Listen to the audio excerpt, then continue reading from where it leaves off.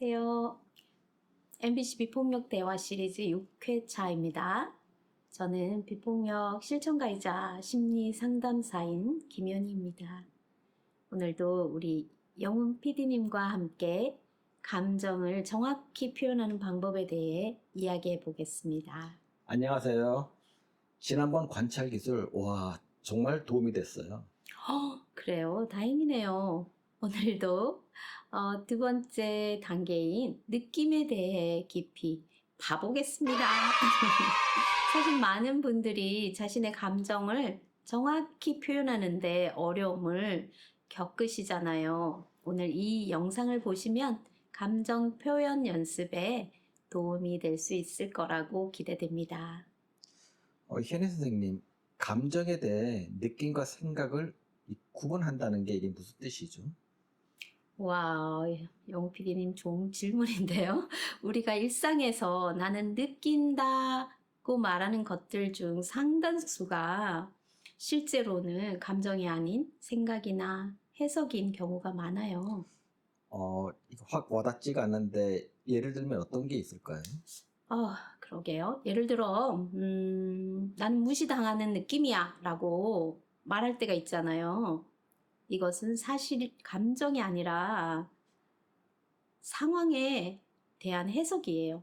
진짜 감정은 예를 들어 속상해, 화가 나, 서운해 이런 것들이죠. 그럼 그 느낌이라는 단어를 쓴다고 해서 모두가 이 감정은 아니네요.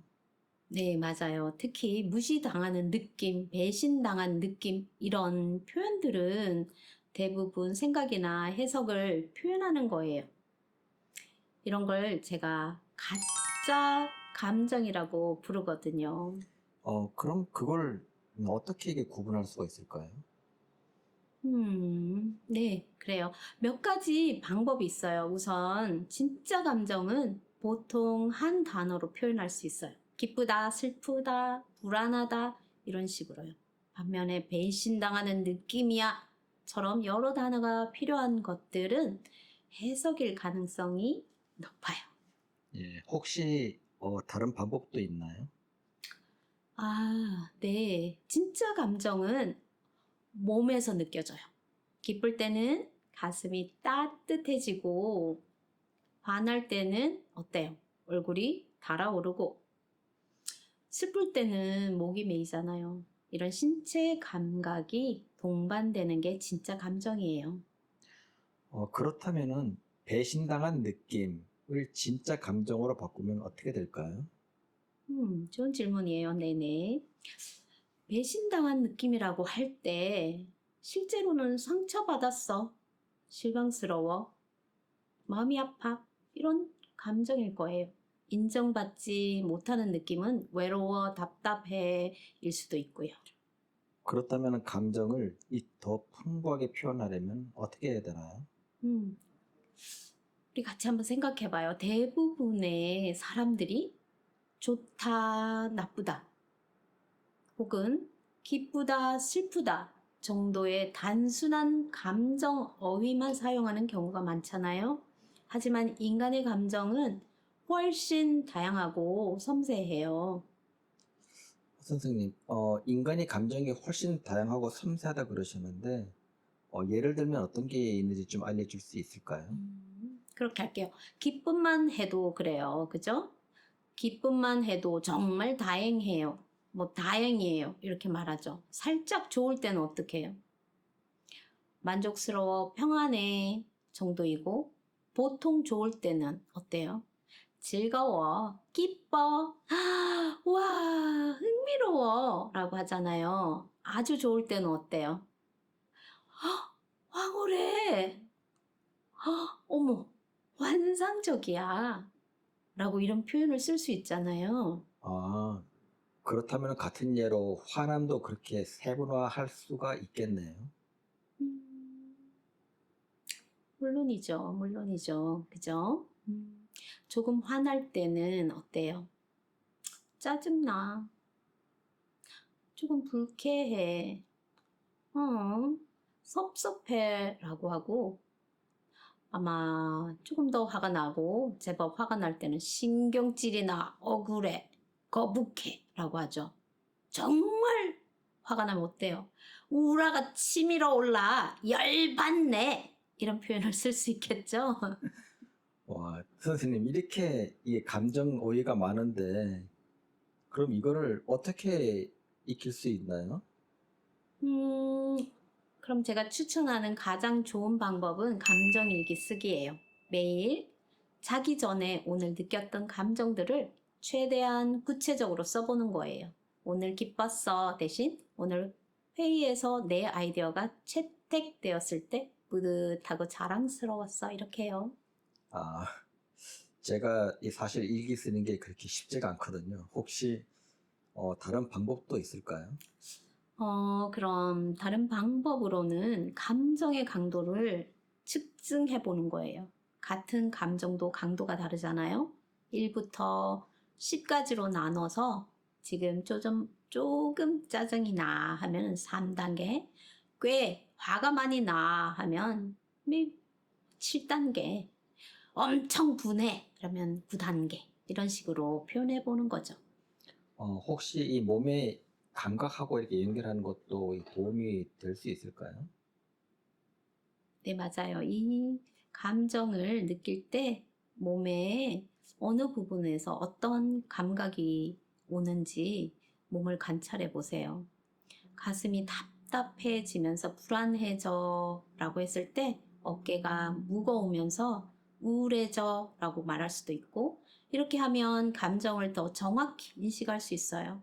영화나 드라마를 볼 때도 등장인물의 감정을 다양한 어휘로 표현해보는 연습도 할 수 있겠죠.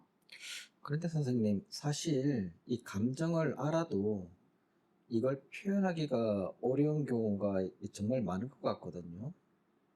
네, 맞아요. 우리가 감정을 솔직하게 표현하는 걸 연습하지 못했기 때문에요. 그래서 용기가 필요해요. 특히 우리 문화에는 감정 표현을 좀 나약하다, 미숙하다, 이렇게 여기는 경우가 좀 있잖아요. 그죠?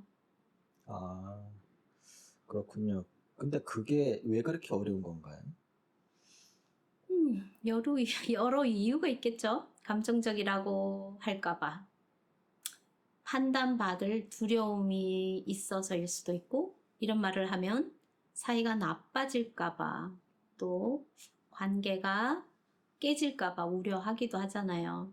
또 과거에 감정 표현했다가 아마 상처받은 기억이 있거나, 어, 또 참는 게 미덕이라는 그런 교육을 받아서 그런 경우도 많겠죠? 음, 예, 그 말 듣고 보니 이해가 가네요. 하지만 선생님, 감정을 숨기는 것도 문제가 있을 것 같은 생각이 들어요.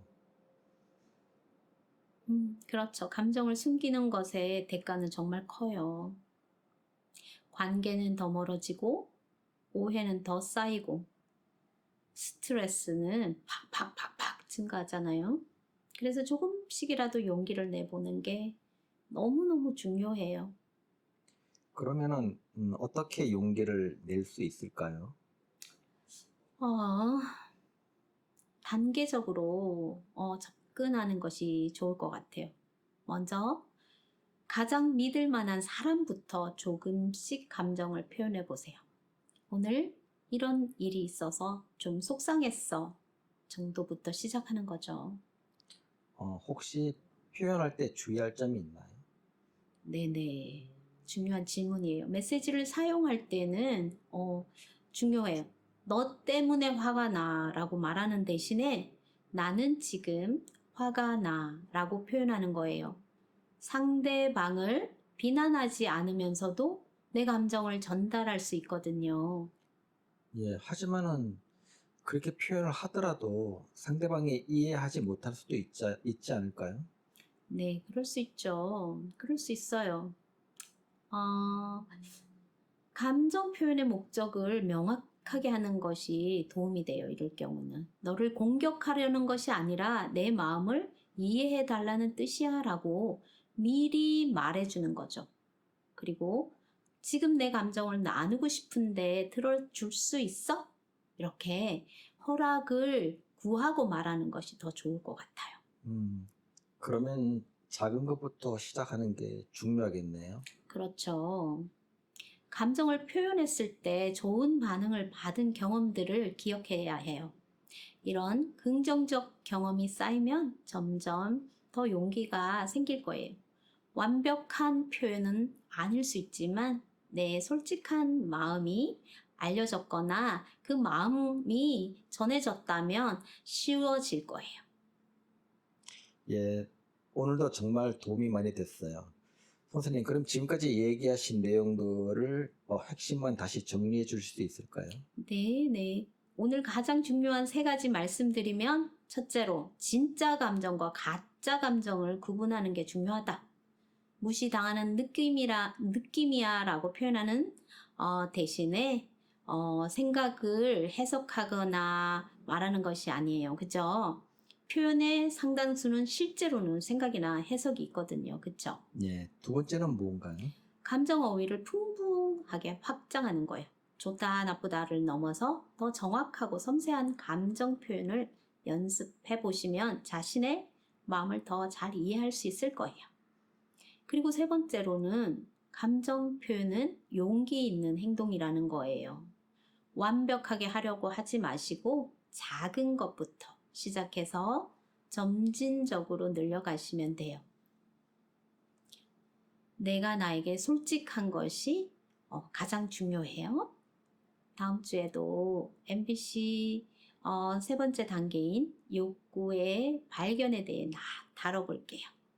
갈등과 감정 뒤에 숨어 있는 진짜 원하는 것들을 찾아보는 시간이 될 거예요. 예, 많이 기대됩니다, 선생님. 저는 오늘 당장 감정 일기 써보기를 도전해 보겠습니다. 좋아요. 감사합니다. 네, 오늘 저랑 함께 이렇게 또 연습해 봤는데요. 힘드신 분들은 아래 댓글에 함께 연습할 수 있는 모임을 만들어 달라고 이야기하시면 함께 연습 모임을 하도록 하겠습니다. 네, 오늘도 함께 해주셔서 감사합니다.